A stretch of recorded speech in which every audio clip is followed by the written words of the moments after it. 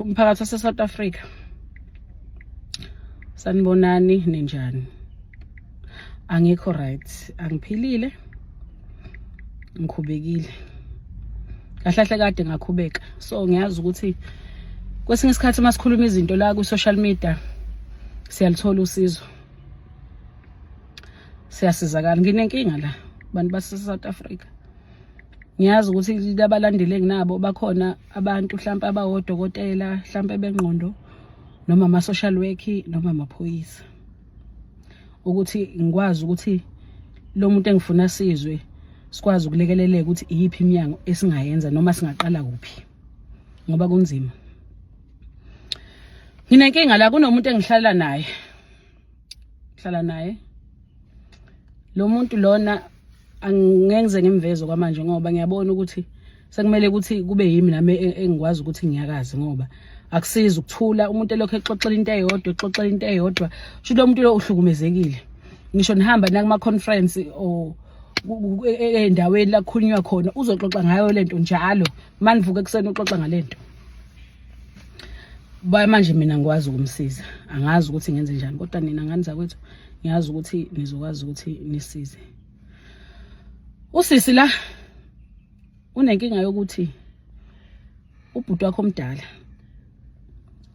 ubefuna ukulala naye. Yena ngokuyixoxa indaba but mina ngokubuka kwami I think there is more.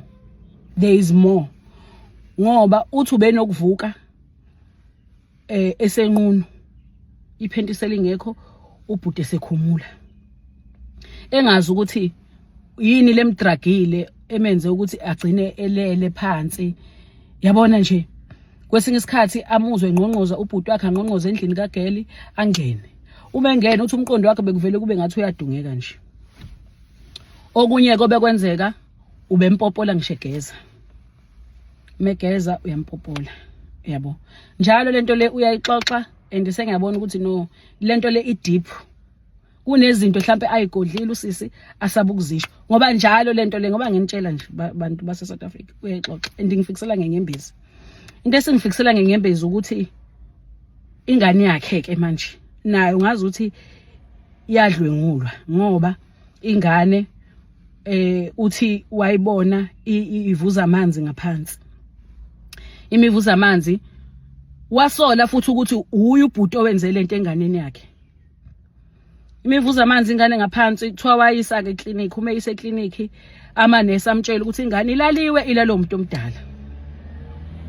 Njengamanje uGeli une stress ngiyambona une stress sokuthi shuthe emqondweni wakhe angazi ukuthi shuthe ingane yakhe iyaqhubeka iyalala ngoba ingane yakhe isiziya expose ezintweni ezingekho right. Isikwazi ukuthatha ifoni ibhalela amadoda ku inbox ifunela amadoda.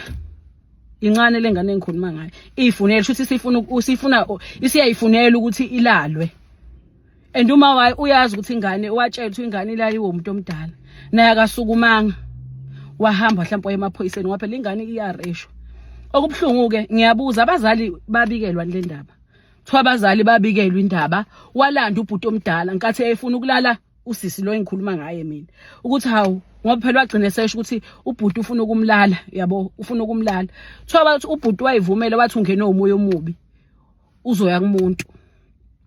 Bathi akona umoya omubi lo ukuganga ukukhohlakala. And lo muntu lo guys uhlukumezekile. Yabona nje uyambona ukuthi emqondweni ngathi akathathi kahle. Ubona umuntu uthi ukhuluma naye umuntu ubona lo muntu lona akayizwa into eshoyo. So nengane yakhe ke nayo uthi isinjalo ngathi uthi nje ayiphili kahle ekhanda. Yabo. So ngiyacela makhona umuntu ozokwazi ukuthi asize kulolu daba lolu.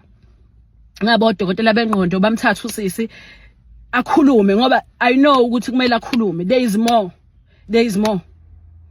Awukwazi ukuthi ngalala mina endlini kade ngigqokile ngivuka ngisagqokile nanga ubhuti njalo uyikhawulo more than 3 ngisho ngigeza uyangipopola njalo uyayixoxa le ndaba. There is more. Mhlawumbe uyasaba ukukhuluma angazi. Okubhlungu sene stress sengane yakhe ngoba uyazi ingane iyareshwa naye. Amtshela amanesi ukuthi ingane ngoba ivuza amanzi ilalo umuntu omdala. Uyasho ukuthi usola yena futhi ubhuti wakhe kungane esola yena ubhuti wakhe. Shuthi ubhuti wakhe mhlawumbe kukhona na into ayenza kuyena. Mina umuntu esengemlwela manje noma engicabanga ukuthi udinga kakhulu usizo ingane yakhe. Ingane yakhe edinga kakhulu usizo. So ngiyacela ama South Africans uma khona odokotela bengqondo noma bangangisiza bangichanele ukuthi akwazi ukuthola usizo usisi, nga-arrange transport ngimuse lapha akuzomela ukuthi aye khona asizakale, kusizakale nengane ilandwe ingane ikhuluma iqiniso ukuthi ubani owenza lento le owayenza kuyona. Cause seku too much. Angisakwazi yabo nje namhlanje ngithe nje ngizokwenza ivideo ngifake with or without her permission. Vele ngeke ngize ngimushe igama. Phela uma sekukhona abazongisiza ngizobe sengibasa kuyena ke. Yabo, ngoba nami ngifuna ukumprotect. Ngoba uyasho ufuna ukukhuluma, ufuna ukuya kuma podcast. Akazi uzobhalela bani akhulume ngale ndaba kusho yena. So ngithe mhlambe mangizokwenza ngalendlela yami, mhlambe khona abazokwazi ukuthi basilekelele basize. Ngiyabonga.